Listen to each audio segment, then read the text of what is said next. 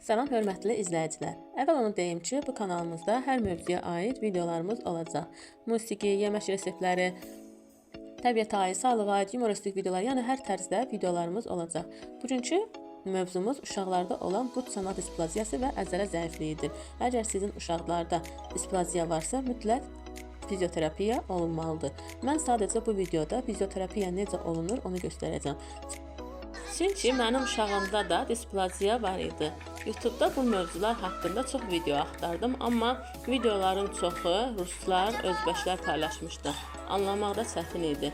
İndi mən sizə bu hərəkətlərin bir çoxunu göstərəcəm. Bunları 21 gün edəcəksiniz. Ümid edirəm ki, bir köməyim toxunar. Fizioterapiya əzələ zəifliyi və bud çanaq problemlərinə çox kömək olur. Hətta deyərdim ki, fizioterapiya nəticəsində düzəlir. Əgər uşağınızda həkim korset məsləhət görübsə, korset taxılan müddətdə hər gün yarım saat 40 dəqiqə bunu edə bilərsiniz. Korset çıxdıqdan sonra bud çanaq yerinə oturur, amma əsas məqam korset çıxdıqdan sonra başlayır. Çünki ayaqlar korsetdə hərəkətsiz qalır. Bud çanaq ətrafında olan əzələlərdə qan dövrəni daha yaxşı inkişaf etsin. Və mən sizə bu hərəkətləri göstərirəm. Əvvəlcə ayaqdan başlayırıq. 10 dəfə edirik bunu.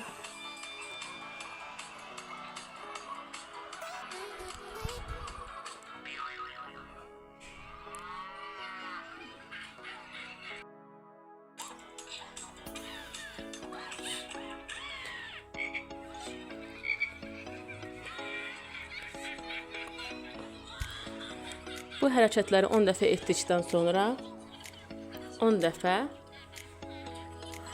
bunları edəcək.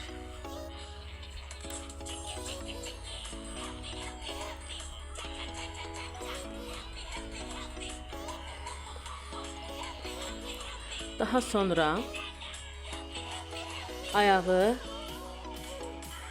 qarın tərəfinə axıra kimi veririk və 5 saniyə sayırıq. Hər bir hərəkəti 5 saniyə etdikdən sonra gözləyirik.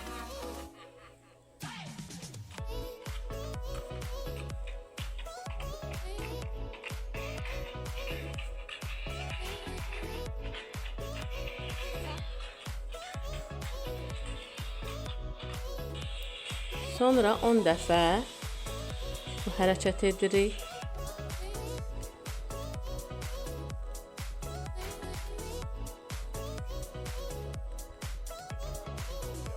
Sonra əksini edirik 10 dəfə.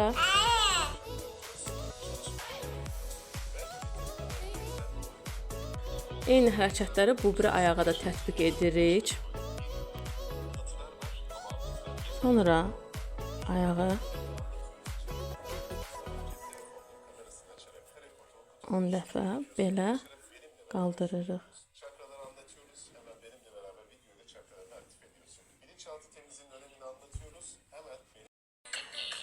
Sonra bu hərəkət edirik. 10 dəfə, hər bir hərəkəti 10 dəfə edirik. Hər iki ayağa.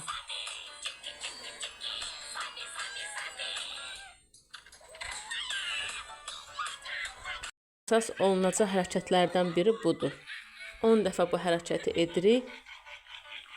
Hər dəfə edəndə 5 saniyə saxlayırıq və sayırıq. 1, 2, 3, 4, 5. Sonra bu hərəkət edirik. Bunda da ayağı gətiririk. 5 saniyə saxlayırıq. Daha sonra yenidən 10-a qədər eyni hərəkətləri 5 saniyə saxlayaraq edirik. Sonra belə edirik. Bunu da 10 dəfə.